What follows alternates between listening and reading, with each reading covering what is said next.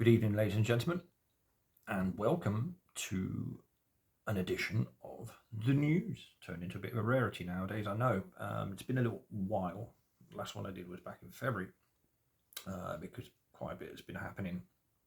And I simply haven't had the time to settle down, make some notes, and put out a video. It doesn't sound like much, I know, but it's just there's been so much going on that's been pretty time consuming on a personal level as well as with everything else that's going on as well, So I do endeavour to be a bit more regular with my future videos, that's for sure. It's good to be back. I hope everybody had a nice Easter weekend. I had a very quiet one actually. I had a couple of nice moments over the weekend. Spoke to my daughter for a little while, and that was lovely. I don't get to see her that often. She lives in Germany, as I've mentioned a while back, or a few times in my videos. And I'm obviously one of those people, and she is one of those kids who are going to be massively affected by any measures in the future when it comes to visiting each other, and especially if you're living in separate countries, you've got to take a plane or whatever. I don't have to take a plane, I can get a car and get a ferry, but the fact of the matter is, if they're going to, for example, decide on vaccination passports and all that absolute nonsense, then that's going to become a very, very tricky undertaking in the future. When you're living in Europe or mainland Europe, it's not that tricky because you can travel right through Europe and you won't get stopped at borders, unless they put the borders up, of course, again, which they can do. They have something called the Schengen Agreement. I know I'm going off on a tangent a little bit now, but the Schengen Agreement was introduced many, many years ago to basically allow countries, for trade purposes, to drop their borders, but in certain extenuating circumstances, they could have the borders back up again. So you can travel from Calais, let's say, in France, after you got off the ferry from England, and you could travel all the way to I'm just trying to think off the top of my head, the easternmost part of Poland and not get checked once. Because there are motorways that go pretty much all the way across Europe. But UK is an issue, because to get to the UK you need a passport, and to leave the UK you need a passport. A little stretch of water prevents all that. It's luck of the draw. So options need to be considered. But anyway, yeah, like I said, it's good to be back. Hope everyone had a good Easter. I did. Quiet, but I did enjoy it. It was all right. Yeah, there's been quite a few things going on, and for the first time in a long time, I decided to take a little look at the mainstream and see what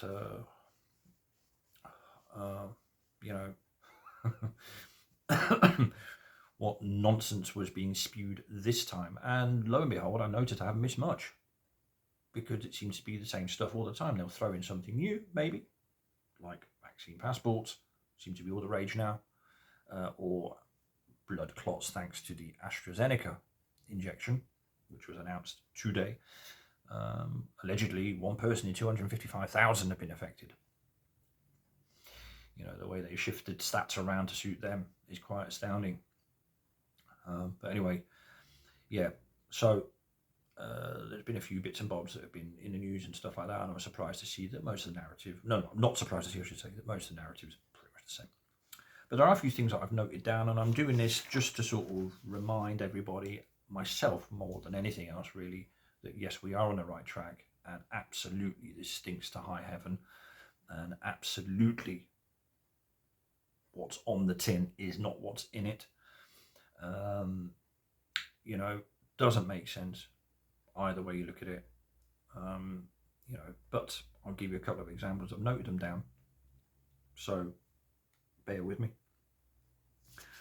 So this was something that I looked at a couple of days ago. Again, I just didn't get around to doing a video, but a couple of days ago, they were talking about, on the BBC, by the way, that there were 26 deaths overnight which 26 deaths, I can't do off the top of my head the mathematics, but it's very, very low if you divide 26 by 68 million.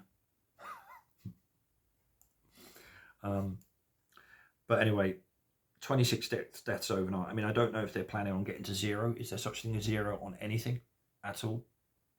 Don't know. But there you go. Did I say that the right way around?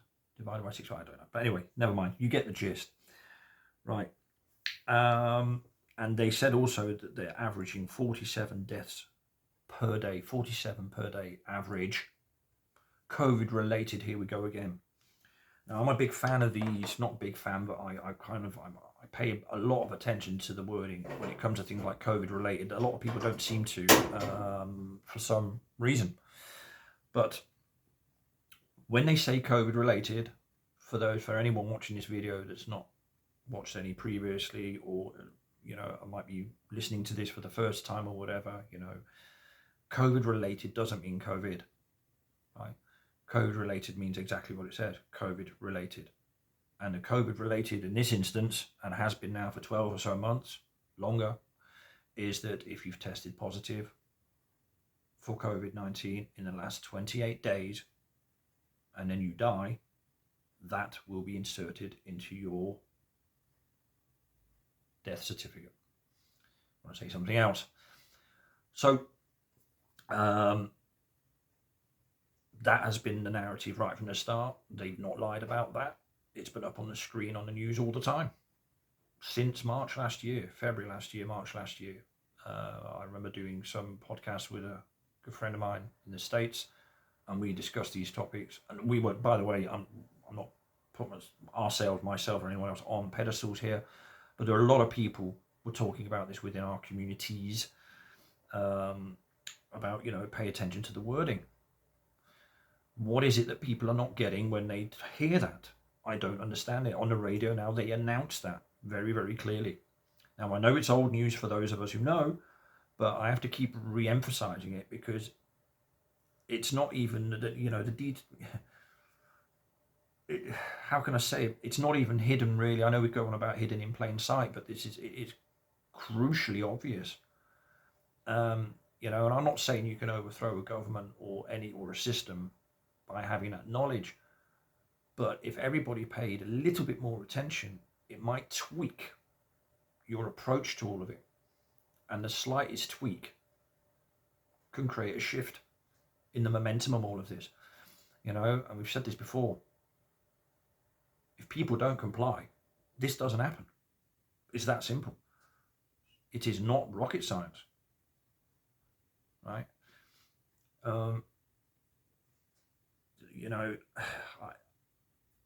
Pains me to say it, but I know somebody very dear to my heart who I thought wasn't going to get it and decided to go the other way and end up getting the vaccination, for example. Now, for me, how can I put it? Normally, it doesn't bother me what people get up to in their private lives. That's up to them. Just like I don't like people infringing on my private life. I'm quite a private person, and I'm a big fan of discretion and all that sort of stuff. It's important to not interfere in each other's lives in that sense. But when you're helping by your actions to have this continue rolling on forward, then I've got an issue with that. And then I need to try and get through to that person that perhaps, if I get the opportunity, of course, that perhaps you need to look at it from a different angle and maybe take a look at A, B, C, D, E, F, G, rather than go with the official narrative that comes out of your goggle box and just say, well, they're telling you, why would they lie? They can't be, they can't all be, where have I heard that? Where have we all heard those arguments before? They can't all be in on the lie. Surely somebody would come out and speak out. Well, guess what? There are. Thousands of people have come and spoken out. The problem is they don't get the mainstream platform to express themselves like your Valences and your Whitties, right? So that's the issue here. It's not that no one's speaking out. It's not that nobody's saying anything. The fact of the matter is it's not getting any coverage. That's the problem. You know, we live in an absolute totalitarian state. I mean, you know, the media have got an absolute monopoly on everything. You know, I mean, how many people do we know started up their own channel and rivaled BBC and ITV and Channel 4 over here in the UK to have their own slot on terrestrial television? No one. It's impossible because it's a closed shop. You're not going to get in unless you're in on it, or you're going to go along with what's kind of, you know, understood to be normal, and it's simple as that. So this whole thing is not rocket science. It's actually quite simple when you take a step back and just break it down for what it is. Lie upon lie upon lie upon lie, and yet the ones exposing those lies are the ones that are pointed out, ridiculed, and accused of being fruitcakes, conspiracy theorists, and all the rest of it. You know, a danger to society, a danger to themselves, all the rest of it. But of course, they're the divide and conquer tactics that have worked a treat here. But I'll get into that in a little bit more detail because there is an announcement or two I'd like to make concerning this coming weekend. But anyway, I'll just carry on with what I was talking about a second ago. So I'm just saying, averaging 47 deaths per day COVID related, right? That was on the 1st of April. So we have, according to the BBC, the BBC, what more is it to say?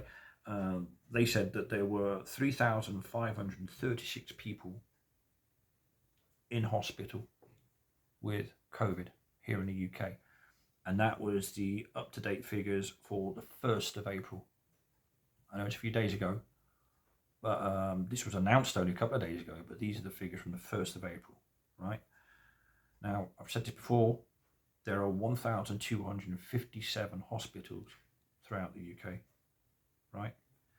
So altogether, per hospital, on average, we have under 3 patients that have been admitted to hospitals, right? So there's the first stat that you can turn on its head by looking at it correctly.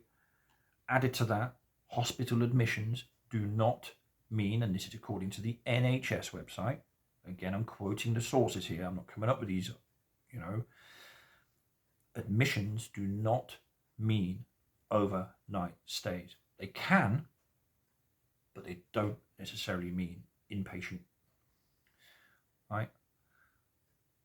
So already it falls apart just by looking at those one or two things. Now, I've gone through these very stats, not these numbers, but these types of stats in previous videos, I know, and it might sound a little bit repetitive, I know, but then so is their garbage. Repetitive, repetitive, repetitive. So if it works for them, it will work for me, and I'll make it work for me. I don't care. You know, so we can repeat a narrative as well, and all the rest of it, and I do, and I will, and I'll continue to do so, just as they do. The problem with their narrative is it affects so many people in one foul swoop because everybody's bloody tuned into them. That's the issue. And people's, you know, I won't go into a sociological conversation here and get all philosophical about it, but, you know, there are some major issues here that aren't necessarily virus or anything else related. They're to do with people's behaviours towards one another, people's aptitude at all in terms of holding a conversation, the listening skills involved in communication skills, they're not taking it personally, they're not getting triggered when someone has a different opinion, the letting somebody speak their sentences out to the full before you respond, and all these sorts of things that I've noticed, you know, deteriorating by the day. I find myself getting triggered with people when I talk about it at times, like I'm protecting my little baby almost.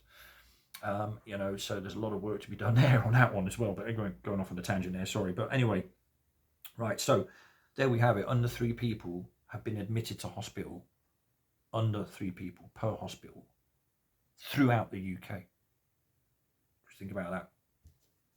It's an out. Anyway, and over 31 million people, this is up until the 1st of April, over 31 million people have had the first inoculation here in the UK. That's 45, just under 46% of the population have had their first jab. Okay, so that's as far as I want to go in terms of stats. Now, my friend, and your friend I'm sure as well, Boris Johnson, he came out with a couple of nuggets of wisdom that would surprise even his scriptwriter probably. So he talked about COVID certification and all that sort of thing. And one of the things he talked about was that the COVID certificate will be developed over the next coming months.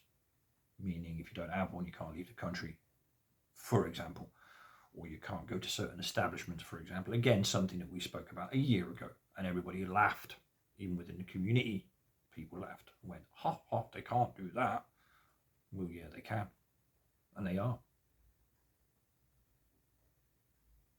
You know, right, and yes, so the COVID certification will be developed over the next coming months. Not needed allegedly for shops, pubs, and hairdressers. So I don't have to show my hairdresser my COVID passport if I want to trim, which is nice.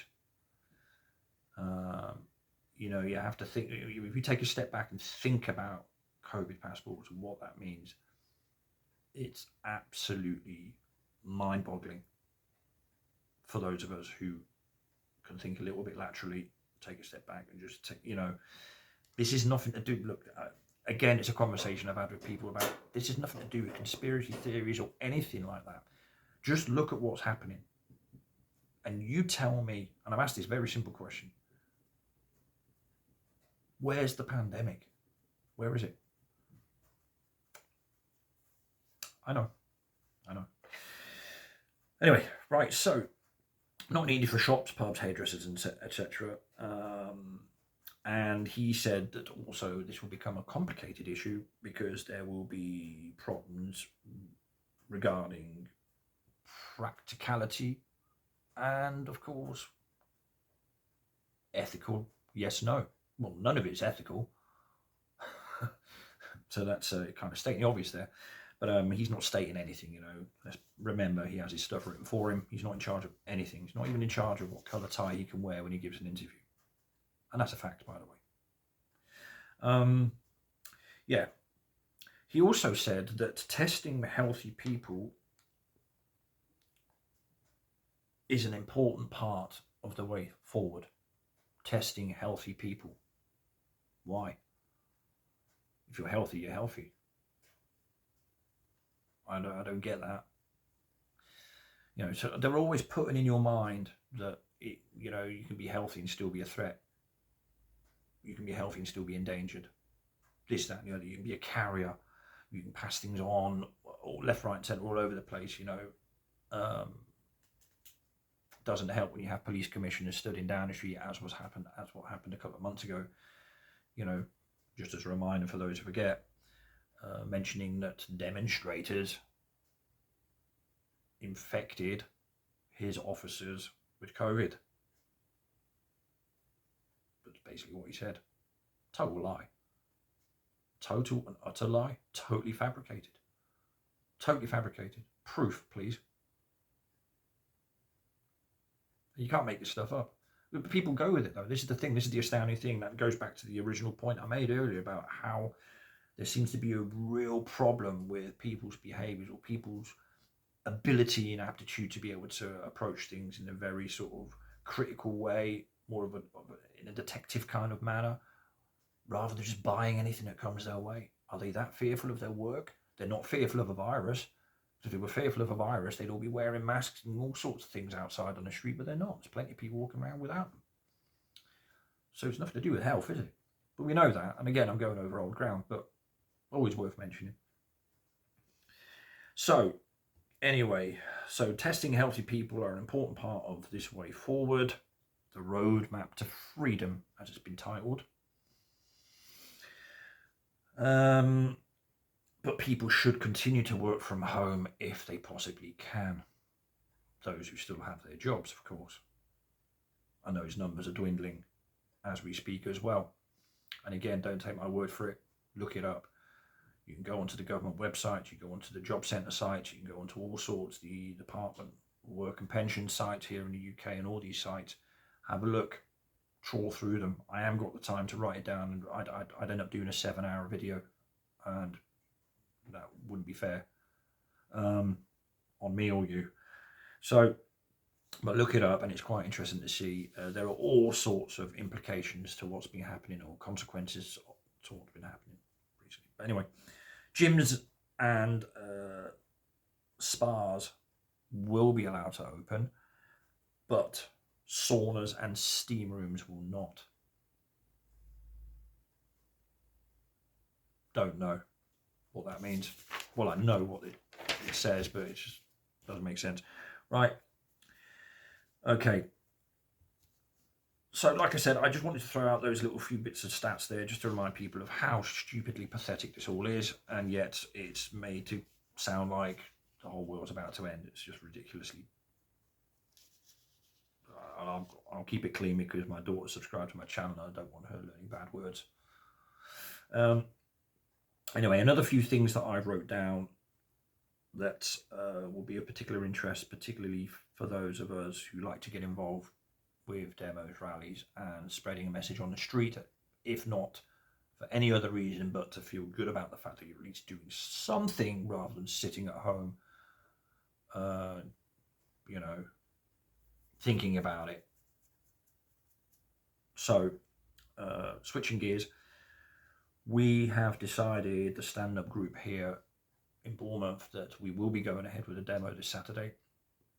In light of the Kill the Bill demos that were happening a few weeks ago, where the police even went via the media and decided to commend the demonstrators on their impeccable behaviour and all that sort of stuff, but we never got a commendation from the police, and we never had one bit of trouble ever in a year's worth of demonstrating, ever, not one. The arrests were made by the police, the aggro was created by the police, the optical presence was created by them, the tensions are created by them, be them on the coach, be them putting lines of police across the way so you can't cross Bournemouth Square, as what happened in one of our demos, because they were virtue signalling that we might be negatively affecting passers-by who were wanting to enjoy Bournemouth. Pathetic. What they were trying to do is prevent us from holding conversations with the population. That's what they were trying to do. Anyway, so we're going to be going ahead with that on Saturday. The meetup point is 2 o'clock, Town Hall, Bournemouth. There will be 2 or 3 other meetup points dotted around. Those who know, because we're in touch on a private level as well, so that's good, and that's how we should be keeping it in future. There won't be much information about what we do and what we get up to anymore online. There might be information online, but it might be misleading, allegedly, perhaps. Who knows? Right, so that is it, really. I just wanted to really do a very, very brief show just to show my face, say hello to everybody, check in, and, just go over those stats a little bit, very briefly, what they announced a couple of days ago, just to re-highlight and revisit the tragedy, really, that we find ourselves in, that I never ever thought I'd experience and witness in my life, ever. And now you're living it. But there we go. I personally think there are people going more and more on the fence. I think there are people who are they go along with stuff to protect their jobs. I was thinking this earlier. It's like being at school. The peer pressure thing is not to be underestimated, right? How many kids don't put their hands up at school if they've got a question for the teacher because they're scared to embarrass themselves in front of their friends? I did it at school. I know there's kids out there who say, no, I always put my hand up. Well, yeah, in fact, okay, you're one of the few, but I know a load of kids, because I used to do it, who didn't put their hands up when they should have really to ask the question, but they didn't want to embarrass themselves. And that is exactly what we're going through right now. That behaviour, you learn that behaviour at school, and that goes on through adult life. Take a look at what they're doing, and if they're doing it, then I'll do that.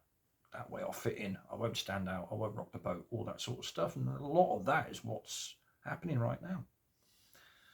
There aren't many people who can A, either afford to, or B, have the conviction to simply say, not on my watch. And if it means I have to leave my 2-bedroom house and live in a bedsit and dump my job and think of other ways of earning money and getting by and rethink totally my lifestyle, my way of living, who I want in my life, my social environment, all that sort of stuff, because you have to do a change from the bottom up.